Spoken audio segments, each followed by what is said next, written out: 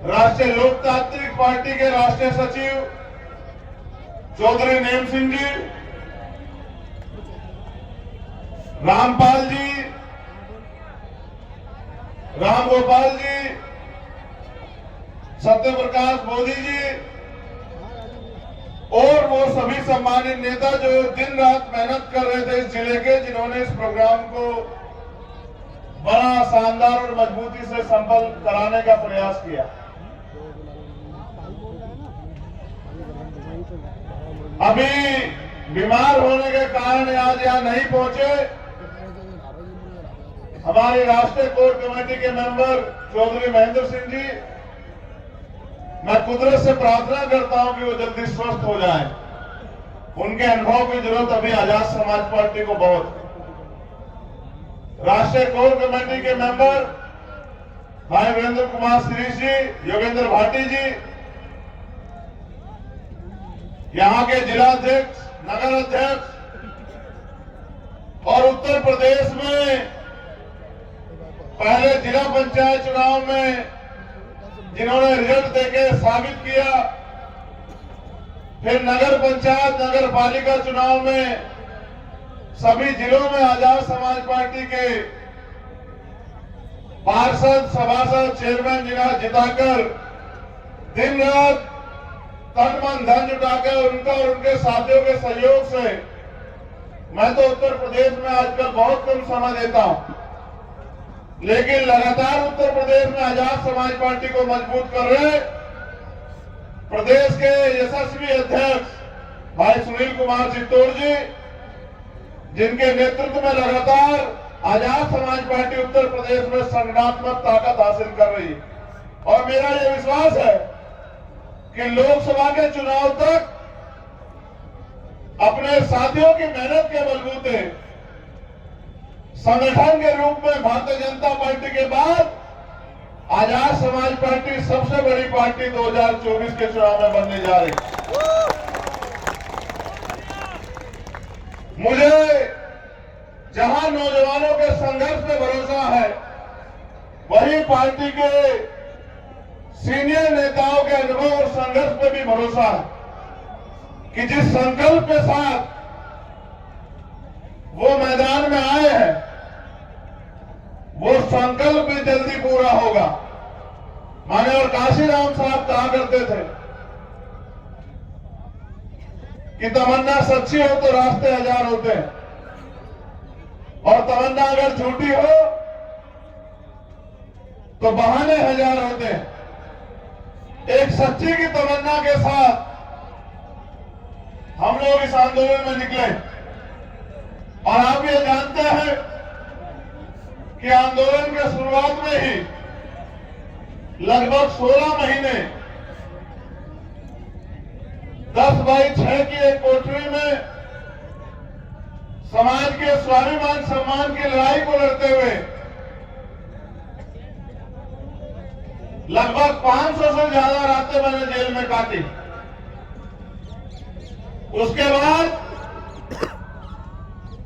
देश की सबसे बड़ी जेल तिहाड़ में भी मैंने 2-2 बार, एक बार जब दिल्ली में सदगुरु रविदास जी का गुरु घर तोड़ दिया, देश के साथियों के साथ हमने आंदोलन किया और लगभग 2 महीने से ज्यादा हमने 96 लोगों ने जेल काटी। फिर जब एनआरसी को लागू करने के लिए सरकार ने दमखम लगाया और मुस्लिम भाई पूरे देश में अपने आप को अकेला महसूस कर रहे थे, उनकी पीड़ा को समझते हुए पूरे देश में भीम आर्मी ने आंदोलन किया, और बड़े आंदोलन में लगभग 29 दिन दिल्ली में गिरफ्तार होकर दोबारा मैंने तिहाड़ जेल में संघर्ष किया, और परिणाम यह हुआ कि सरकार को अपना एजेंडा, चुनावी एजेंडा रोकना पड़ा, उनको ये समझ आया कि जब जब आप जाति और धर्म के नाम पे अपने राजनीतिक एजेंडे को सेट करने का काम करोगे तो भीम आर्मी आजाद समाज पार्टी के नेता संविधान के आधार पर काम करते हुए आपको रोकने का काम करें। उसके बाद किसान आंदोलन हुआ। जब देश का किसान, उसके खिलाफ जो कानून बने, उन कानूनों के लिए कि वो कानून किसी तरह से खत्म हो जाए, लगभग 1 साल से ज्यादा 13 महीने का आंदोलन उन्होंने किया। उनके हर मोर्चे पे उनकी पीड़ा को समझते हुए भीम आर्मी आजाद समाज पार्टी के लोगों ने उनको मदद की, संघर्ष किया और अंत तक किसानों की जीत हुई। उत्तर प्रदेश चुनाव से पहले देश के प्रधानमंत्री ने माफी मांगते हुए कानून वापस लेने का काम किया। उसके बाद जब महिला पहलवानों का अपमान हुआ और उनके ऊपर जुल्म हुआ, उनकी लड़ाई लड़ने का काम, उनको बल देने का काम भी भीम आर्मी आजाद समाज पार्टी के नौजवान नेताओं ने, संघर्षी नेताओं ने किया।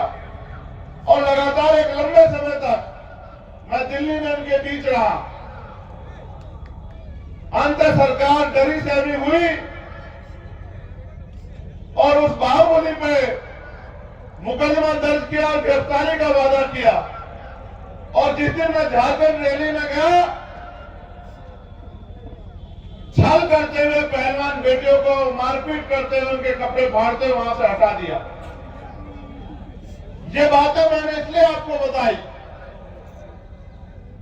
कि जब जब भी किसी पर अन्याय अत्याचार हुआ, चाहे राजस्थान में नासिर जुनैद पे हमला किया गया, तथाकथित गोरक्षा के नाम पे भारतीय जनता पार्टी के जो गुंडे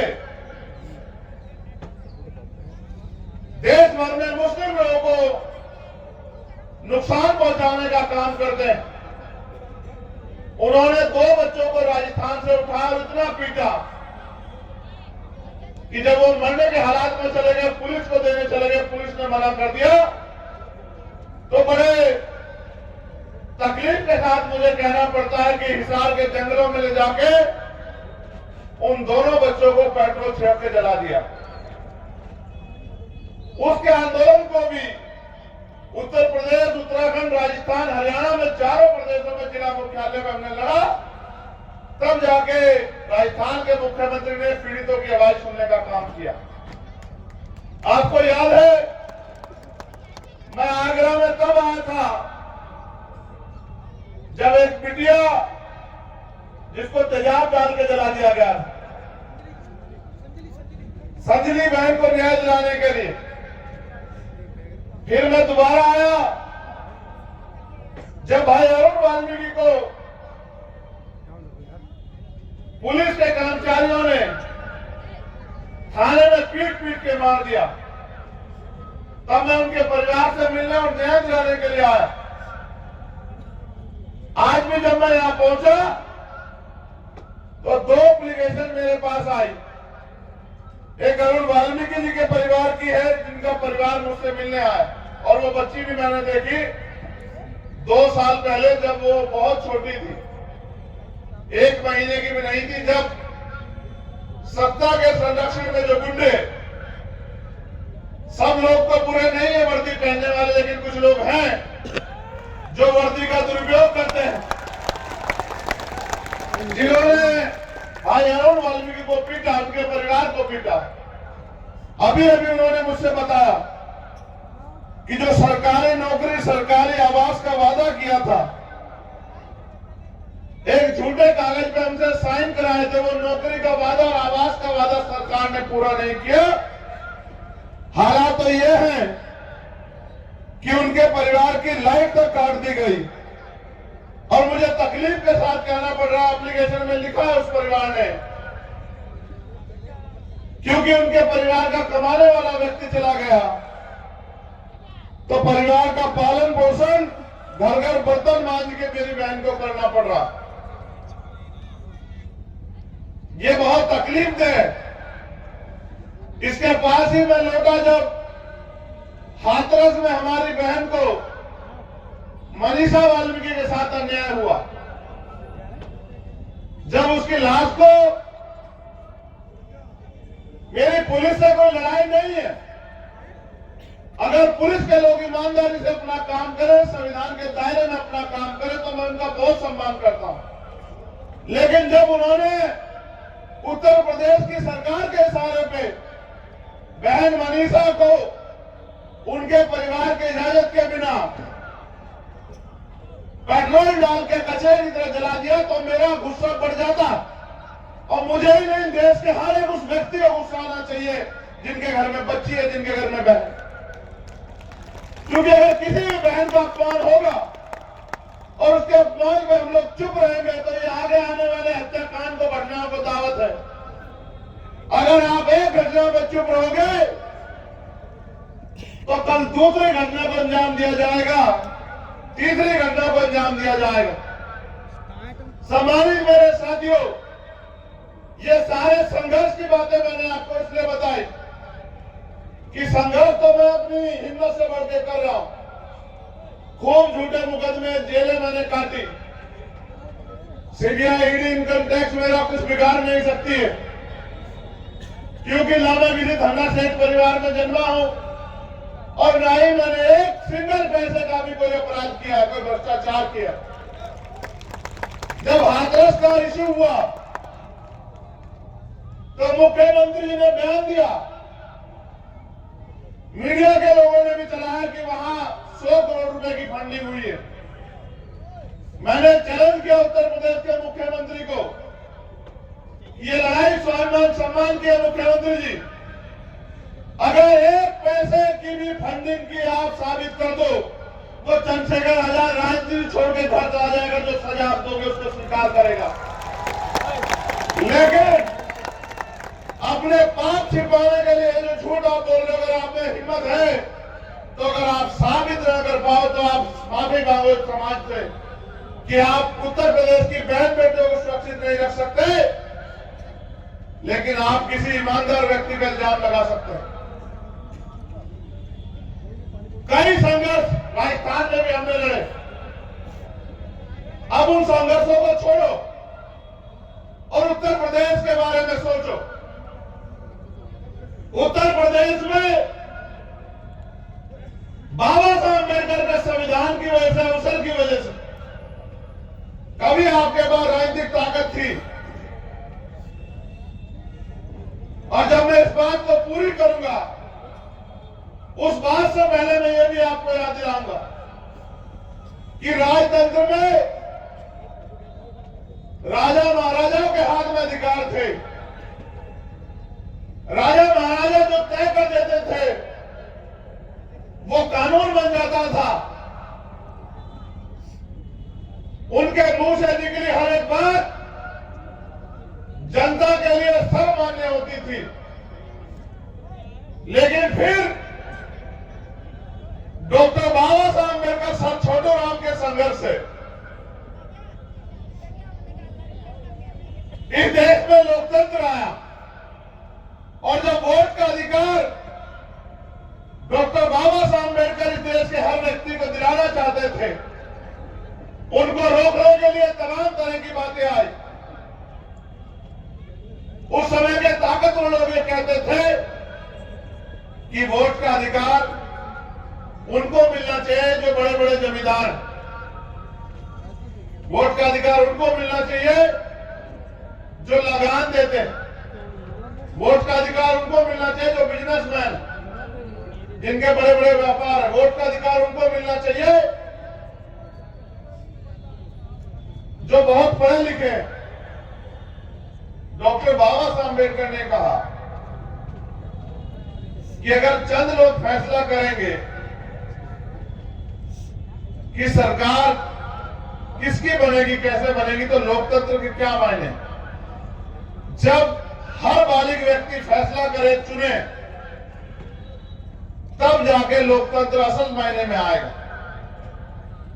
और वो चाहते थे, जब उन्होंने वोट का अधिकार दिलाया तो उन्होंने कहा कि आज मैंने रानी का पेट चीर दिया, आज के बाद राजा बैलेट बॉक्स से तैयार होगा, आपकी वोट से तैयार होगा।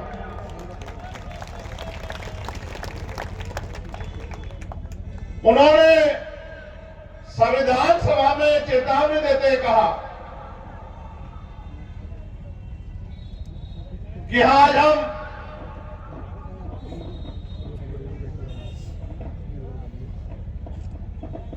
दोहरी जीवन में कदम रख रहे हैं, जहां राजनीति में वन वोट, उसकी वन वैल्यू, राजनीति में तो हम लोग बराबर हो जाएंगे, लेकिन जब तक देश में सामाजिक गैर बराबरी और आर्थिक गैर बराबरी होगी, यानी कि राजनीतिक लोकतंत्र सामाजिक लोकतंत्र नहीं बनेगा, तब तक राजनीतिक स्वतंत्रता में समानता की बात करना लगभग मजाक बन जाएगा। इसलिए मैं सबको ये कहता हूं कि हमें सामाजिक गैर बराबरी और आर्थिक गैर बराबरी दूर करने का प्रयास करना चाहिए। सम्मानित मेरे साथियों, बाबा साहब की बात, इसको कहने का मतलब ये था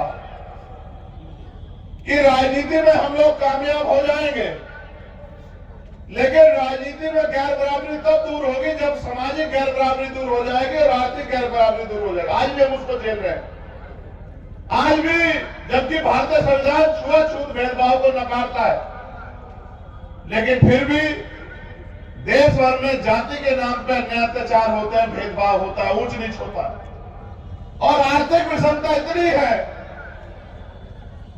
कि लोग लाखों लोग भूखे पेट सोते हैं, उनके पास अच्छे कपड़े नहीं है, पीने को साफ पानी नहीं है, सुख सुविधाएं नहीं है, पक्के मकान नहीं है, और लाखों लोग ऐसे हैं जिनके घर पलने वाला कुत्ता भी वो एसी में सोता है, बड़ी गाड़ी में घूमता है, जो नाश्ते में दूध पीता है और खाने में उसको फल फ्रूट और ड्राई फ्रूट मिलते हैं, लेकिन हजारों लोग भूखे पेट सो जाते हैं क्योंकि उनके घर में खाने को राशन नहीं। ये विषमता दूर हो, इसलिए बाबा साहब का प्रयास ये था कि जिन लोगों को राजतंत्र में अधिकार नहीं थे, अगर वोट की शक्ति उनके पास चली जाए और वो अपनी वोट का सही प्रयोग कर ले समझदारी से, तो उनका भी राज आ सकता। उत्तर प्रदेश में माननीय काशीराम साहब के नेतृत्व में आपने प्रयास किया, और एक समय ऐसा था कि आपकी राजनीतिक हैसियत थी, लेकिन आज आप महसूस करो, जो लोग हम पे सवाल खड़ा करते हैं, हमारे संघर्ष पर सवाल खड़ा करते हैं, आज आप महसूस करो कि 2012 में हम लोग नहीं थे, 2014 में जब वो सुनने पाए हम लोग नहीं थे, 2017 में जब वो 18 सीट पाए हम लोग नहीं थे, 2019 में जब मिले जुले गठबंधन में वो 10 सीटों पर तब हम लोग नहीं थे। हमने तो इस काम को तब शुरू किया 2020 में, जब हमने देख लिया कि इनको कुछ करना ही नहीं है, ये इनको सिर्फ चुनाव लड़ना है। इसके बाद 5 साल जो जुर्म जाति अन्याय अत्याचार इन वर्गों पर होते हैं, उनकी आवाज उठाने का इनका कोई मतलब नहीं है। और जो भाजपा की सरकार आरक्षण के खिलाफ साजिश कर रही है, लोकतंत्र के खिलाफ साजिश कर रही है, संविधान की हत्या करने का काम कर रही है, सारी सरकारी नौकरी को खत्म कर रही है, ये उनके खिलाफ कोई आंदोलन नहीं कर रहे हैं, तब हम लोगों ने तय किया कि अब ज्यादा दिन तक रुक के फायदा नहीं है। अगर ज्यादा दिन हम रुके रहे तो एक समय ऐसा आ जाएगा कि लड़ाई खत्म हो जाएगी, ये देश फिर से राजतंत्र के हाथ चला जाएगा, जिसका प्रयास मोदी जी कर रहे हैं कि चंद पूंजीपतियों को मजबूत कर रहे हैं और बाकी व्यापारियों को, छोटे व्यापारियों को खत्म कर रहे हैं। जो सरकारी नौकरी हमें पैरों में खड़ा करती थी, उस सरकारी नौकरी को खत्म कर रहे हैं। ठेका, संविदा, इनके नाम पे आरक्षण की हत्या करके अपने लोगों को बिठा रहे हैं, लेटर एंट्री से अपने लोगों को बिठा रहे हैं। तब हमने इस काम को शुरू किया और आज आपके संघर्ष से देश भर में चर्चा है कि राजस्थान को 3 तारीख का जो परिणाम आ रहे हैं, वो परिणाम ऐतिहासिक होंगे। आजाद समाज पार्टी के बिना, आरएलपी के बिना सरकार नहीं बनेगी राजस्थान में। अगर आज ऐसा वहां हुआ है, इसके लिए उत्तर प्रदेश के लोग बधाई के पात्र हैं, क्योंकि मेरा जन्म उत्तर प्रदेश में हुआ और मुझे संघर्ष करना आप लोगों ने सिखाया, मुझे ताकत आप लोगों ने दी है। अगर आप लोगों ने संरक्षण न किया होता, मेरी साथ न दिया होता, तो शायद आज राजस्थान में ये विश्वास और प्यार मजबूत नहीं होता। राजस्थान के लोगों ने तो मन बना लिया, उन्होंने सारे नेता देख लिए, उनको समझ आया कि आजाद समाज पार्टी को ताकत देनी। लेकिन उत्तर प्रदेश में अभी भी हमारे लोग इस काम को जिम्मेदारी से नहीं कर रहे। मैं पूछना चाहता हूं कि भाई अरुण को न्याय क्यों नहीं मिल रहा है? मनीषा बहन के परिवार को जो वादा मुख्यमंत्री ने किया था सरकारी नौकरी का, आवास का, वो पूरा क्यों नहीं हुआ? उसका एकमात्र कारण यह है कि उत्तर प्रदेश की भाजपा सरकार को लगता है, क्योंकि अभी अभी वो दलित सम्मेलन कर रही है और बहुजन समाज पार्टी ने उनको वॉकओवर दे दिया। आप ये महसूस करो कि जब कोई दुश्मन हमारे लोगों को बरगलाने के लिए, बेवकूफ बनाने के लिए हमारी बस्तियों, हमारी गलियों में, हमारे कस्बों में आए, तो हमारे पढ़े लिखे लोगों को उनका विरोध करके अपने समाज को उनका सच बताना चाहिए। लेकिन जब भारतीय जनता पार्टी ने अभी दलित सम्मेलन बुलाए, उसका एक जवाब बहुजन समाज पार्टी ने नहीं दिया। इसका मतलब उनके नेता ये तय कर चुके कि हम तो कमजोर हो ही रहे हैं। अब ये अगर समाज बाबा साहब अम्बेडकर का मिशन छोड़ के भाजपा की तरफ चला जाए तो हमें तकलीफ नहीं होनी चाहिए। लेकिन आप सोचो कि अगर ये समाज अपनी राजनीतिक हैसियत छोड़ के नहीं गया और पिछड़ा को बन गया, तो इनके हिस्से में क्या आएगा? उत्तर प्रदेश में आप बहुजन समाज के लोग इतनी संख्या में हो कि अपनी ताकत अपने बलबूते बना सकते हो। 69,000 शिक्षक भर्ती हुई, 6800 घोटाला तो हुआ 20,000 पदों पे, लेकिन 6800 पद सरकार ने रिलीज किए। मैं जब चुनाव में था तो देख रहा था कि वो बच्चे रोज भाजपा कार्यालय सड़कों पर आंदोलन करते हैं, उनको पीट पीट के भगाने का काम भाजपा के लोग करते हैं। भारतीय जनता पार्टी में बैठे दलित पिछड़े वर्ग के नेता, उनके मुंह से एक शब्द नहीं निकलता है। अगर आप इन पार्टियों के पिछले को बचाओगे तो क्या ये आपको स्वाभिमान सम्मान का जीवन दे पाएंगे? अपने मन से सोचो।